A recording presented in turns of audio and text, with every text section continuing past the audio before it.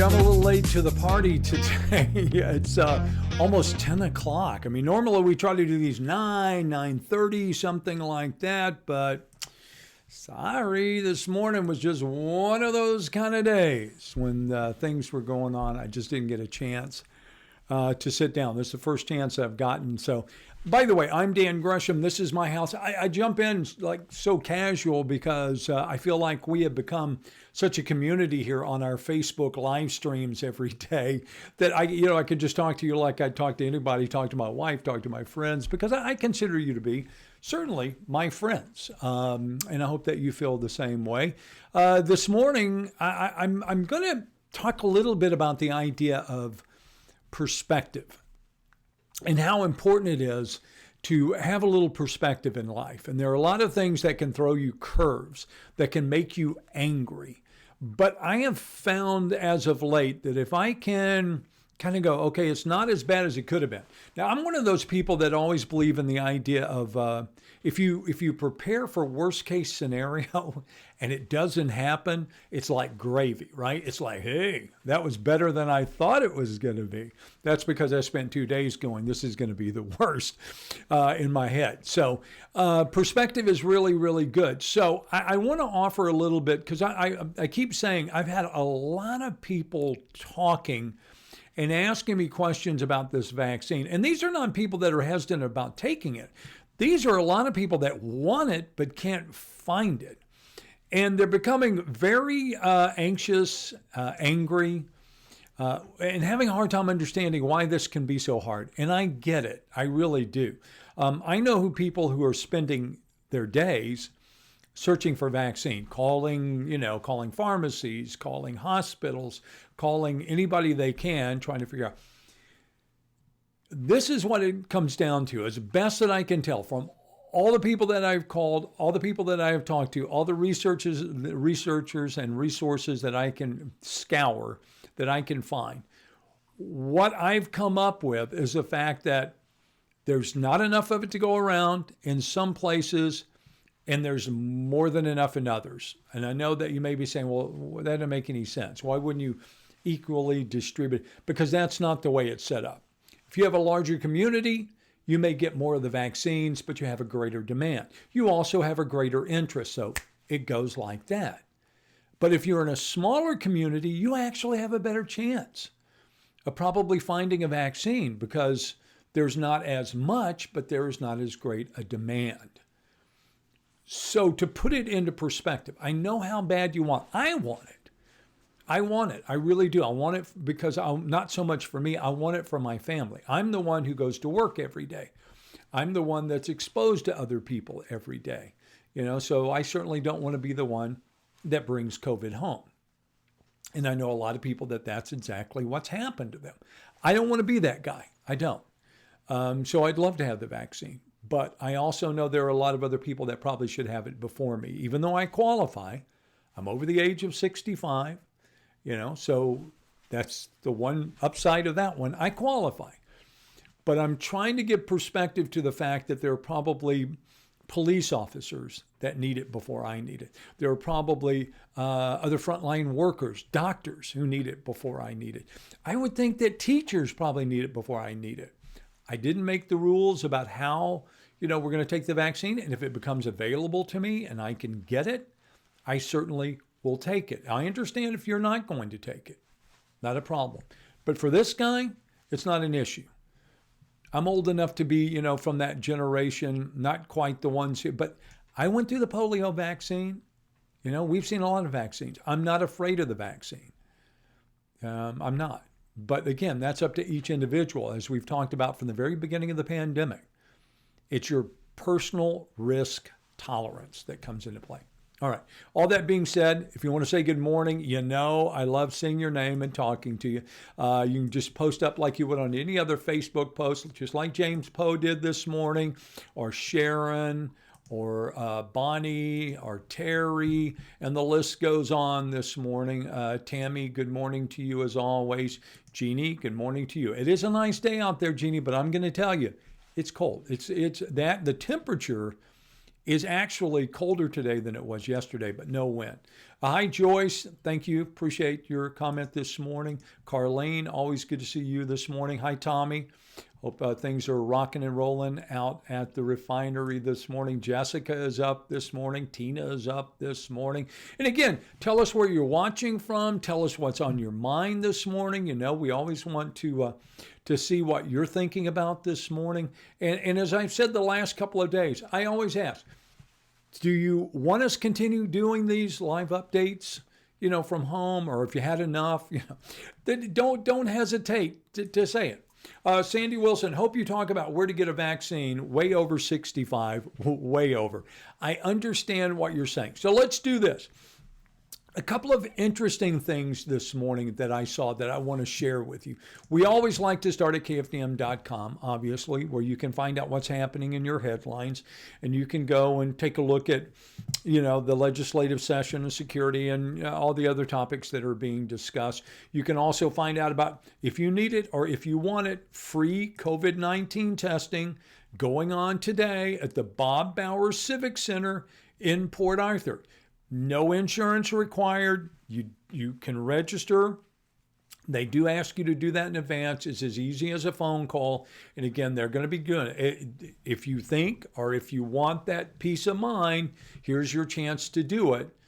Just head that direction. All right. So, but here are the other stories. You know, the COVID, I've been pointing to the COVID dashboard, the Texas COVID dashboard that you can go to. And they have the lab confirmed cases, they have the hospital rates, they have all these. Well, there's also a dashboard by the same organization, which is Texas Human Services, that you can go to, and I'm going to show you, but let me see if I can back up a step, because I want to show you how to get to this. Let me see if I can do that.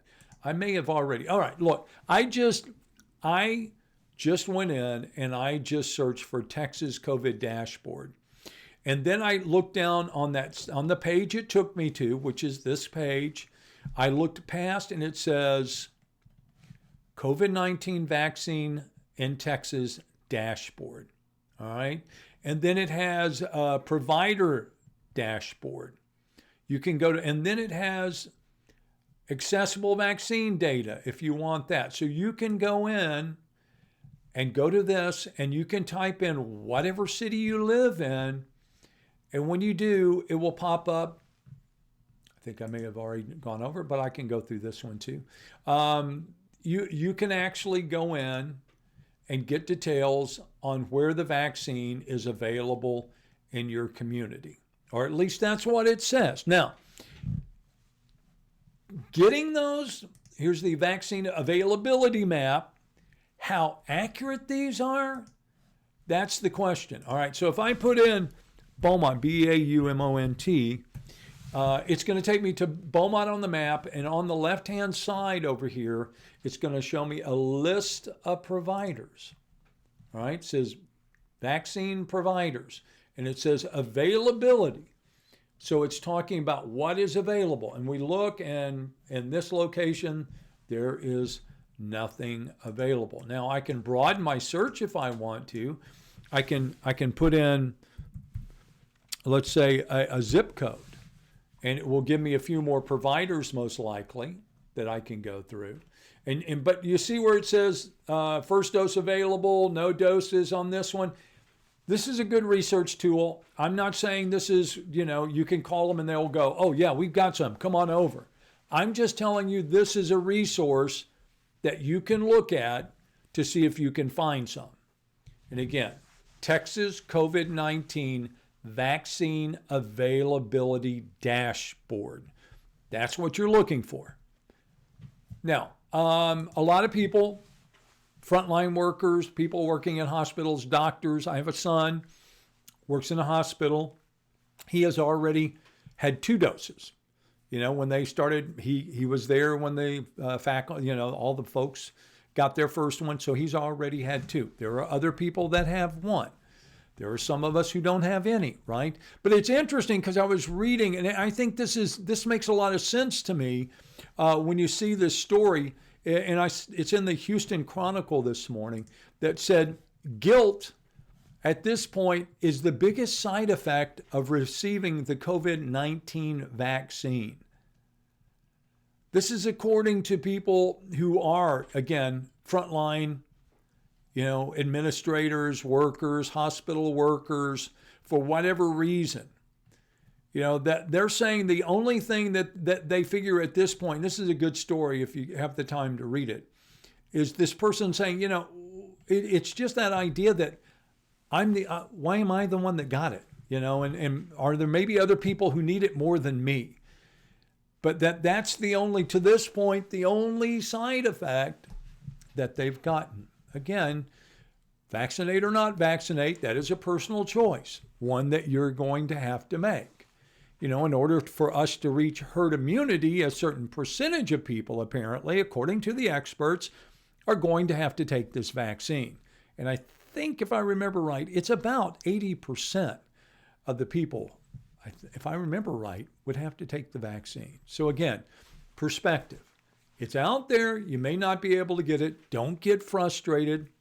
Sooner or later, we're being promised by the governor, among others, that there will be a larger number of doses coming and that there will be some large vaccine distribution points, even here in Southeast Texas. And as they come on board, believe me, I will stay on top of things and I will let you know, okay, what's going on.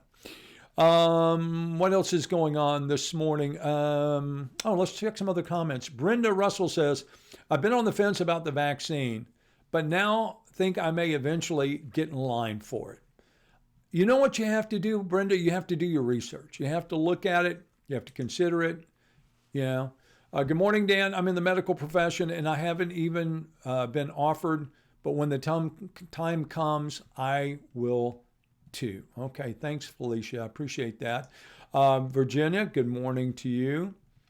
Let's see what some other folks are saying this morning. I was trying to see if we had some folks who were stepping up saying they've already had it. But again, that's beside the point. If you want it, again, I'm going to give you some resources, best that I can. Go to that COVID dashboard.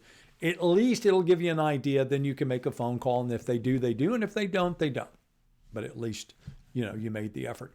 All right. Also starting today, the other thing that I want to bring to your attention, Texas legislature convenes for the 2021 session beginning today. Good article this morning, Texas Tribune, about the 5 things to watch during this session. And of course, one of them being the fact that you have a Southeast Texan who is the presumptive Speaker of the House, Dade Phelan. But among the 5 things to watch, safety protocols, which are already in place, where they're making people take, the COVID test right there on the spot. They'll be talking about some big ticket items. We have a $1 billion shortfall. And as big as that is, it's actually less than what was expected. But certainly something they'll have to talk about. There's the third, which talks about Dade Phelan, where he's come from, what he's talking about, how he's feeling. You can read his interview. We did an extensive, Angel San Juan did an extensive interview with him. You can find it on KFDM.com.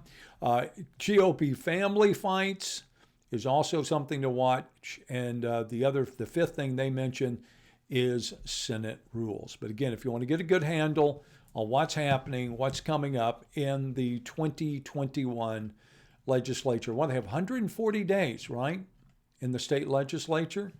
That's how many days they have to get everything done, and then it's over unless, of course, the governor decides to call a special session, in which case they would be there longer. All right, I've got to run. I've got things to do this morning. I'm sure you have things that you need to take care of as well. Just wanted to touch base with you. Again, talk a little bit about some of those dashboards that are out there that you might want to check. And as I get new information, obviously, I will pass it along to you. Thanks to everybody who checked in this morning. Marlon King, good morning to you. Gwendolyn, good morning to you as well. Also, Sandy, good morning to you. I see you out there. Tremaine, good morning to you also. And again, post up, give us a like if it's good by you. Frankie Harrington said, I have relatives and friends have come through the COVID virus and do not have smell, taste, or one or the other. Yeah, it's not uncommon. In fact, Frankie, I was reading where that is the number one warning sign, that you may know ahead of time about what's going on. All right, anyway, I'm done. Drop me a like, if you will. I'd appreciate it. If you have a comment, you want to see these continue for a while, let me know. If not, tell me so. That I'm not going to hurt my feelings as well. But I'm going to check out. I will see you back here bright and early tomorrow morning. The reminder, too, you can follow us several ways. Here on Facebook at the KFDM News Facebook. Also on Twitter, it's my handle is TV, Morning TV Dan. And then YouTube, if you subscribe, we'll always update our YouTube page. And again, it doesn't cost you anything. Subscribe, and you'll also get notices when we do an update. All right? So again, thanks for investing a little bit of your time with me today. I do appreciate it. Go out and make it a safe day, and we'll talk again soon.